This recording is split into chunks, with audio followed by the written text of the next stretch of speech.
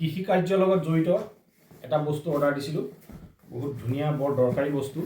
মানে কি হয়, ঠাণ্ডা দিনত গুটি পচালে কি হয়, খুব সোনকালে নগজে, কাৰণ বহুত ঠাণ্ডা হৈ থাকে। মাটিৰ ঠাণ্ডাটো যদি পাই থাকে তেতিয়া কি হয়, গুটিবিলাক সোনকালে ফাটি নোলায়, মানে জাৰ্মিনেশ্যনটো খুব কম হয়। গৰম দিনতকৈ ঠাণ্ডা দিনত জাৰ্মিনেশ্যন কম। সেইকাৰণে এটা নিৰ্দিষ্ট যদি উত্তাপ পায় বা মাটিৰ ঠাণ্ডাটো যদি নাপায়, তেতিয়াহ'লে কি হয়, গছৰ বা উদ্ভিদৰ যিকোনো বা শস্যৰ যিকোনো গুটি মাটি যদি ঠাণ্ডাটো নাপায়, তেতিয়া খুব সোনকালে গুটি ফাটি ওলায়। কি আনিছোঁ বাবু, এটা তুমি জানানে? গতিকে সেইটো আমি এতিয়া খুলি আছোঁ। ধুনীয়া এটা বস্তু। ঠাণ্ডা দিনত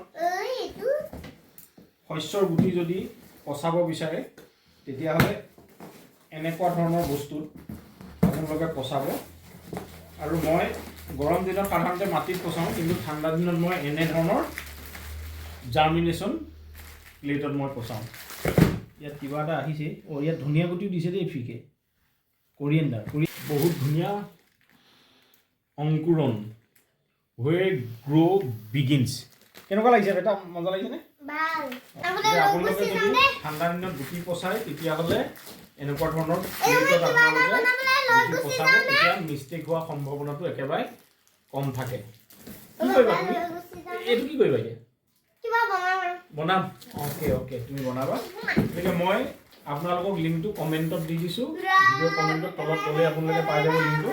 শস্যৰ হওক, গছৰ হওক, চন্দন গছৰ হওক বা অন্যান্য গছৰ হওক বা ফুলৰ গুটিও যদি হয়, আপোনালোকে যদি পচাব বিচাৰে, তেতিয়াহ'লে আপোনালোকে এনেকুৱা জাৰ্মিনেশ্যন প্লেটত পচাব। এনেই বজাৰত ইয়াত মোৰ 10খন আছে, কিন্তু আপোনালোকে বজাৰত এইটো মূল্যত, ইমান কম মূল্যত কিন্তু আপোনালোকে ইমান সংখ্যক আপোনালোকে নাপাব। আৰু যথেষ্ট আগৰবাৰ বজাৰৰ পৰা কিনিছিলোঁ, কিন্তু ইমান হাৰ্ড নাহে, অতি পাতল আহে। কিন্তু এইবাৰ যথেষ্ট ডাঠ আহিছে, মানে গদগদি আহিছে।